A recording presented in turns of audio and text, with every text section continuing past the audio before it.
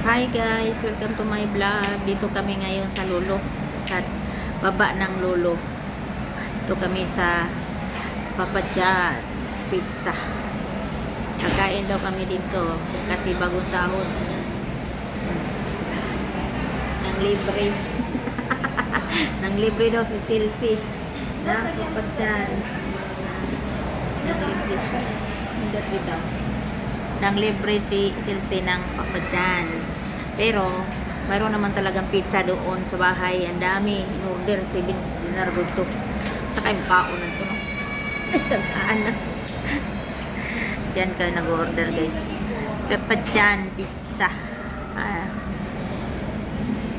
Ito yan sa Lolo. Lolo guys. Dito muna ako nag-upo guys. Kasi nawala na lagi akong pikas. Cross na ang order guys. Oh. Ayan. Saka pa ako nag-video na tapos na kumain. Wala na yung pizza na hurot. Gato na lang kuhan. Pinulo. Seriously. Wala kami sa plano guys na kami dito sa Lolo. Basta na lang nag-abot kami dito kasi ano, ito gusto kasi niyang magano pizza. Ayan, ang libre si Celsi sa Moa.